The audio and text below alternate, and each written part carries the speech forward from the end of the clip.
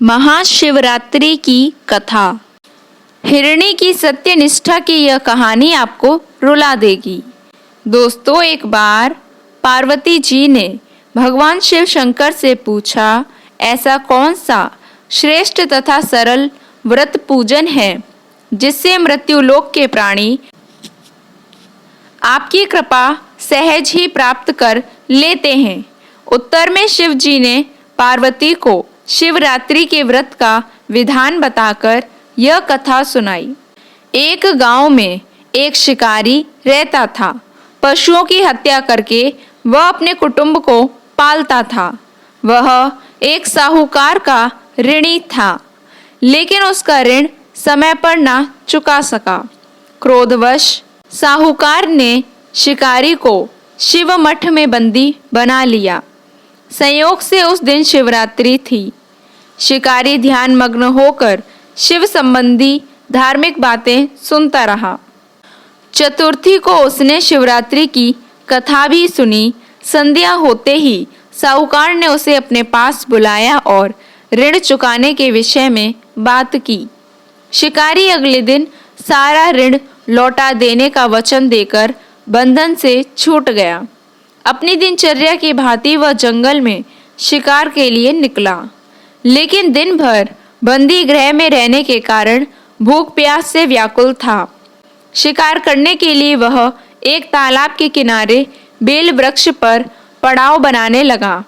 Bell वृक्ष के नीचे शिवलिंग था जो बिल्व पत्रों से ढका हुआ था। शिकारी को उसका पता न चला। पड़ाव बनाते समय उसने जो टहनियाँ तोड़ी वे संयोग से शिवलिंग पर गिरी। इस प्रकार दिन भर भूखे प्यासे शिकारी का व्रत भी हो गया और शिवलिंग पर बेलपत्र भी चढ़ गए। एक पहर रात्रि बीत जाने पर एक गर्भिणी मृगी तालाब पर पानी पीने पहुंची। शिकारी ने धनुष पर तीर चढ़ाकर ज्यों ही प्रत्यंचा खींची। मृगी बोली, मैं गर्भिणी हूँ, शीघ्र ही प्रसव करूंगी। तुम एक साथ दो जीवों की हत्या करोगे, जो ठीक नहीं है। मैं अपने बच्चे को जन्म देकर शीघ्र ही तुम्हारे सामने प्रस्तुत हो जाऊंगी, तब तुम मुझे मार लेना। शिकारी ने प्रत्यंचा ढीली कर दी और मृगी झाड़ियों में लुप्त हो गई।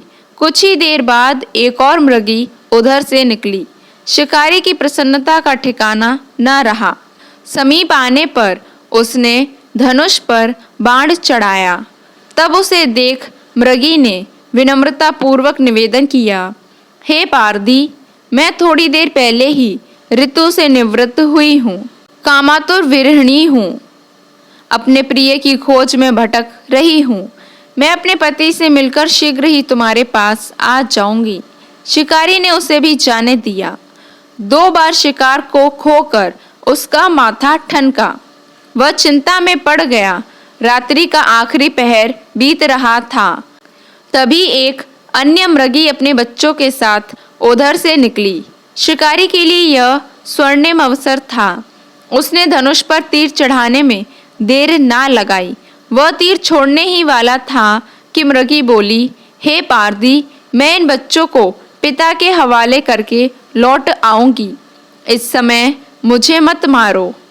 शिकारी हंसा और बोला, सामने आए शिकार को छोड़ दूं, मैं ऐसा मूर्ख नहीं। इससे पहले मैं 2 बार अपना शिकार खो चुका हूँ। मेरे बच्चे भूख से तड़प रहे होंगे। उत्तर में मृगी ने फिर कहा, जैसे तुम्हें अपने बच्चों की ममता सता रही है, ठीक वैसे ही मुझे भी। इसलिए सिर्फ बच्चों के नाम पर मैं थोड़ी देर के लिए जीवन दान मांग रही हूँ। हे पारदी, मेरा विश्वास कर, मैं इन्हें इनके पिता के पास छोड़कर तुरंत लौटने की प्रतिज्ञा करती हूँ। मृगी का दीन स्वर सुनकर शिकारी को उस पर दया आ गई। उसने उस मृगी को भी जाने दिया।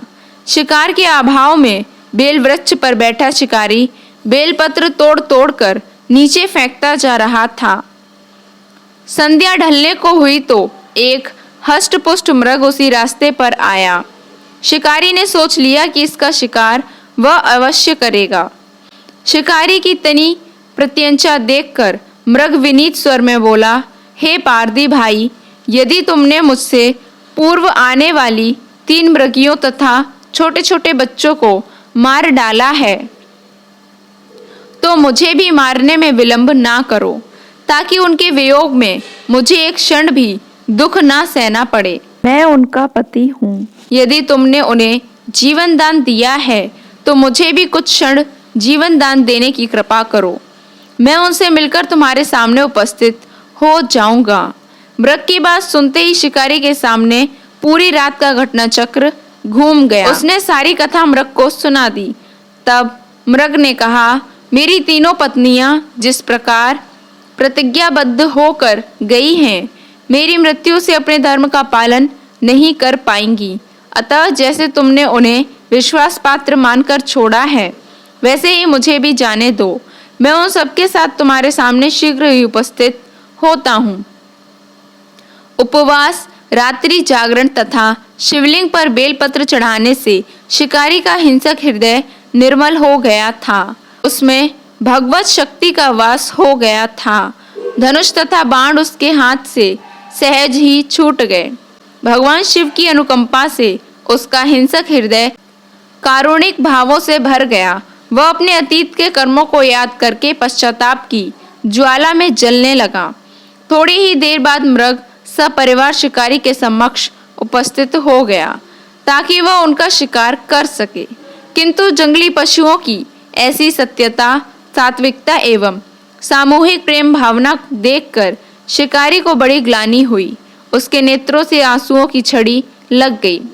उस मृग परिवार को न मारकर शिकारी ने अपने कठोर हृदय को जीव हिंसा से हटा सदा के लिए कोमल एवं दयालु बना लिया। देवलोक में समस्त देव समाज भी इस घटना को देख रहा था। घटना की परिणति होते ही देवी देवताओं ने पुष्प वर्षा की। तब शिकारी तथा मृग परिवार मोक्ष को प्राप्त हुए।